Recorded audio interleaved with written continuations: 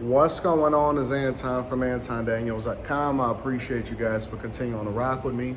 There's this current trend, and I call it a trend because every once in a while something happens where women start to get a little bit more bitter, or men get a little bit more bitter, or there's some new slang or language, or people that's at the forefront of the movement, or a new popular content creator starts to coin terms, and then everybody jumps on the bandwagon. And we've seen it 1,000 times before, and then it spawns a bunch of other stupid talking points that people leap onto in order for them to be able to justify how they feel, instead of just dealing with it and personally taking and admitting responsibility and taking ownership of what their situation is. But right now, and it's been sticking around longer than it probably should have, there's this new movement amongst women. Maybe not new, but it's a popular movement amongst women, and it's called Decentering men. We had a conversation about it on After Hours last night, and the conclusion that I draw as I look at more and more videos of women that say that they absolutely are removing men from the center of their universe, and they're not going to consider them, and they don't want to be with them, and they got this new chick that they push into us named Doshi. Is her name Doshi? She's an artist, and I believe that she won a Grammy, but she wasn't really doing anything prior to that. But they pushing this new woman in front of us. And now they got her on everything, and she was on a podcast saying that I think the worst decision that women can make is to talk to men, the straight men, consider straight men. And so now straight men are the new bad guys. And then they confuse that with a misunderstanding of red pill.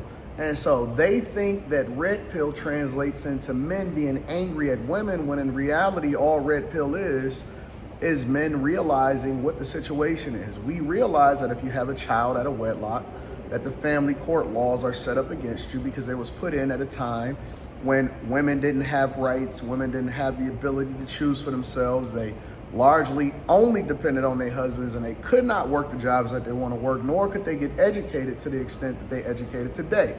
And we know that women, specifically black women, love to tout their accomplishments. They love to say how much their degree is worth. They love to say how many of them that they have. And I've even seen people who are federal workers getting laid off talking about that they don't have a diversity, equity, and inclusion degree, and it's going to make it more difficult for people in the private sector to compete against them because they're so great at what they do, which men don't really care. They're not tripping about it. And I have seen no black men complain about what's going on in the private sector versus your degree, but neither here nor there. And so basically what's happening is it's a bunch of angry birds that are pissed off and looking for a community. That's what people do when they're mad. They go and look for other people in an echo chamber in the community to then substantiate whether or not they actually believe what they believe, and it's real, and it's something that's happening in society, and so on and so forth. And it's impossible. It's absolutely impossible. You can speak about cultural norms, but you can't speak about anything as a monolith. So for example, what I like to say is black culture is trash because it's usually the things that we celebrate the most. And often at times, most of those things are not good for us. It doesn't translate into success. It doesn't translate into more money. It doesn't translate into happiness. It doesn't translate into financial literacy. It doesn't translate into better jobs. It doesn't translate into dope communities. You know what I'm saying? When black people move into white people's neighborhood, it's called we're improving and we're increasing our property values. When white people move into black people's neighborhoods, it's called gentrification. And so we're programmed to think a certain way, and that doesn't translate because how you think, so you should act. You're going to translate the sentiments of your heart into the actions that you deal with on a daily basis. And that's why it says faith without works is dead.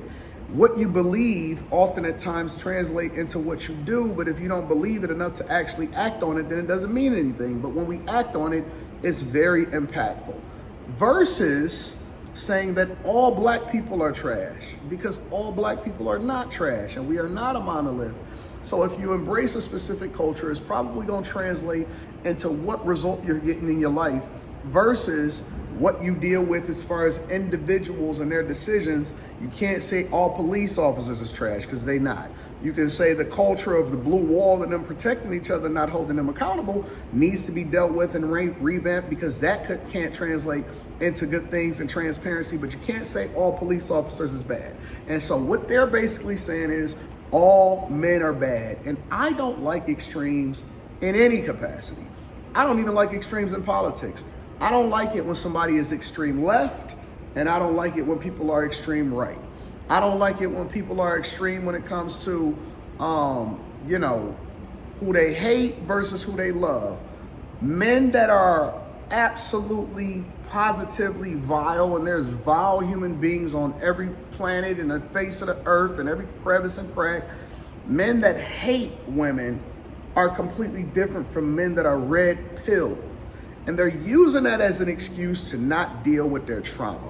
They have issues, they got problems, maybe somebody touched them when they was younger. That's an issue that we don't deal with within our communities and our households that proliferated even more during the pandemic.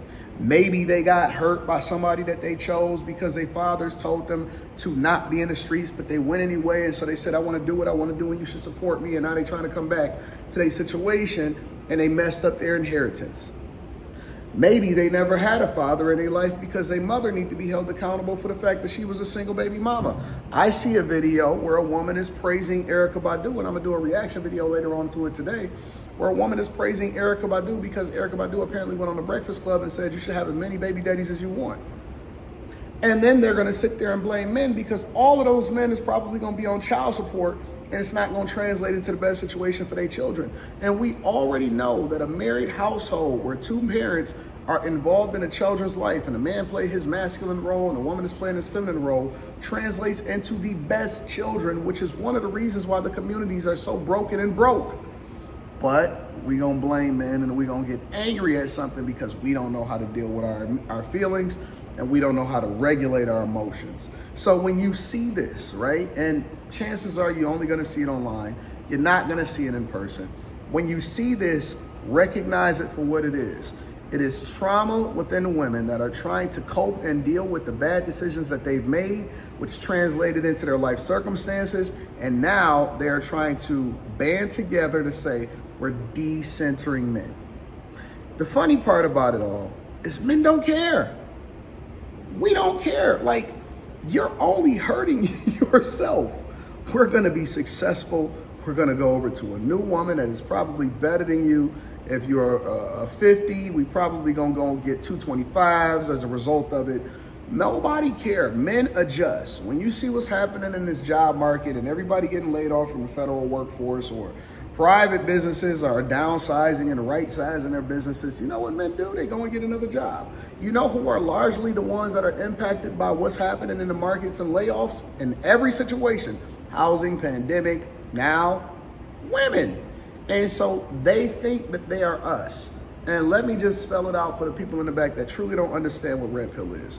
All red pill is, and it derives from the Matrix, in which he took the red pill instead of the blue pill. The blue pill lead back into a simulation of what's real, and that's for them to continue to take advantage of you and harvest you and use you as batteries, versus the red pill that gave you the reality that we were in a war with the machines and people weren't what they actually projected themselves to be, and they were being used and we were losing the war, okay? And the red pill is only opening up your eyes to the reality of what you have to deal with. You're gonna have to grind, you're gonna have to fail. There is no safety net for you, and ain't no women gonna come and protect you. And you are not the same as a woman, and society won't treat you the same as a woman. And so you gotta deal with your circumstances while at the same time navigating the possibility of when you become successful, you could possibly lose half of your stuff. If you marry the wrong person and you decide that you don't wanna have a prenuptial agreement that is also done the right way, because they can challenge that if it's not done the right way. And it's a possibility that family court laws that were set up at a time where women couldn't do the things that they were doing could be used against you, and your kid could be used as a pawn, in which now people have to grow up and then they got to deal with that trauma that their mother put on them, and they don't hold the woman responsible, or they don't hold their parents responsible. They say that it's the system. That's the truth. It doesn't get any more simple than that. It doesn't get any more transparent than that. And all of these women that are bitter, hurt, and angry, you're gonna wake up one day And you're gonna realize that you made the wrong decision because you followed the wrong people and they didn't add any value into your life.